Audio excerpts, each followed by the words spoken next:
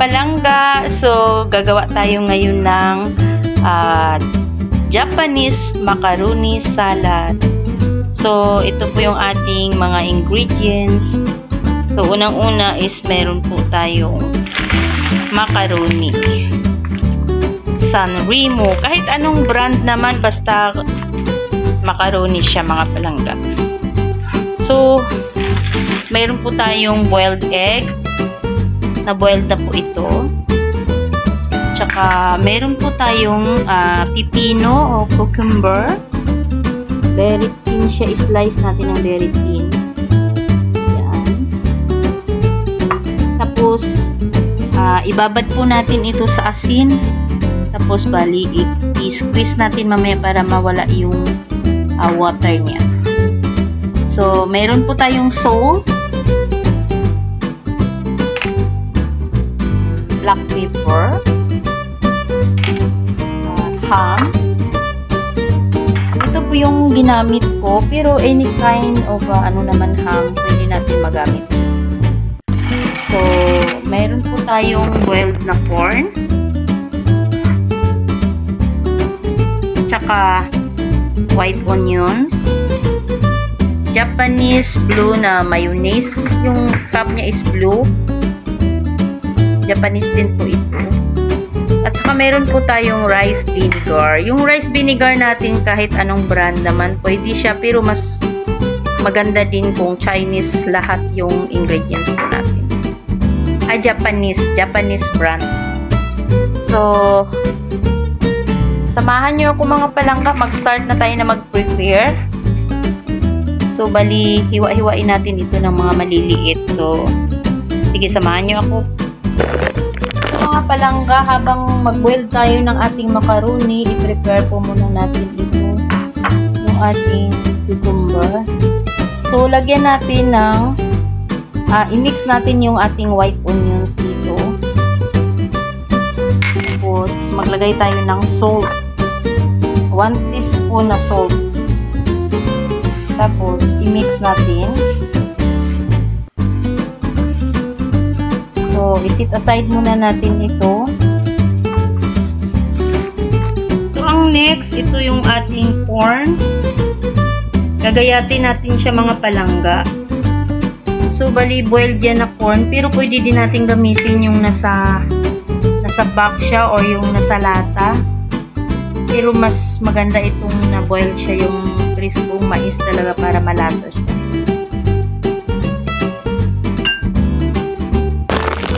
So, 5 minutes na siya mga palangga. Bali, tanggalan natin ng water.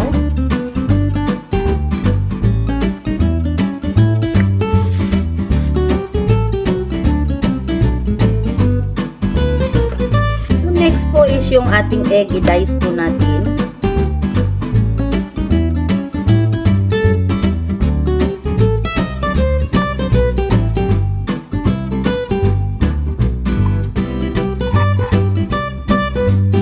Na siya mga palangga.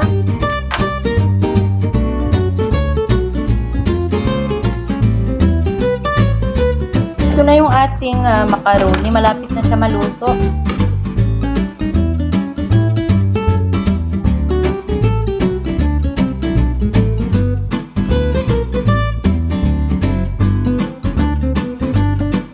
Mga palangga, ito na yung ating macaroni.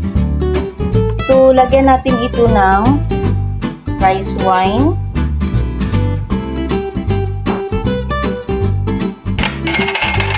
One teaspoon na sugar.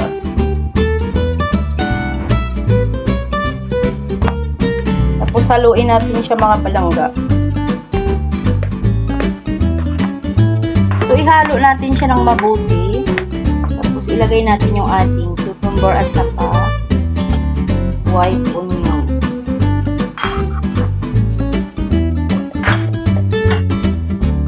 Next is yung ating ham.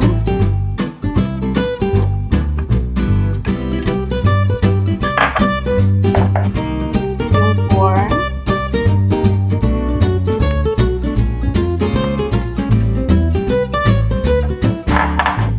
Yung ating egg.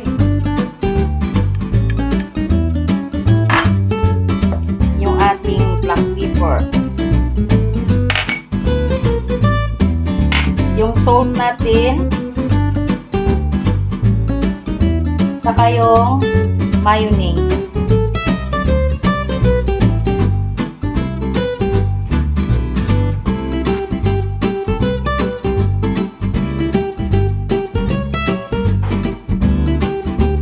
So, haluin muna natin mga palangga. Tingnan natin kung okay na ba yung sauce natin. Magdagdag na lang tayo kung hindi siya kulang. Kung hindi kasya.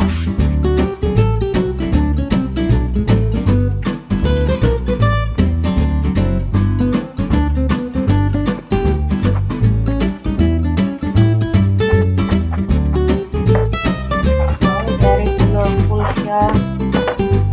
So, gustong gusto ito ng ating mga kids, mga palangga.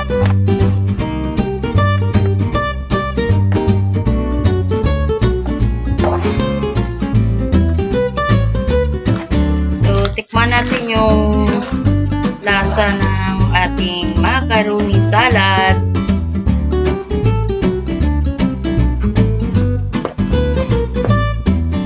Ang sarap siya mga palangga.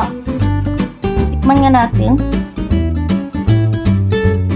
Gustong gusto ito ng mga kids natin kasi yung taste niya is Japanese. Japanese talaga siya. Sarap siya.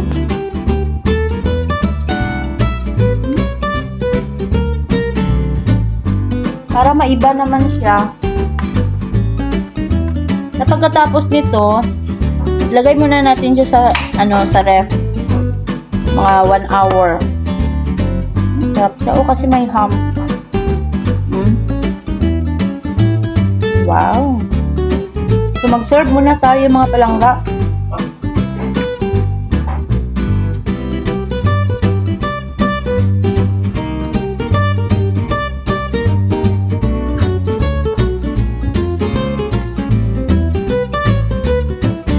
Wow, sarap siya oh.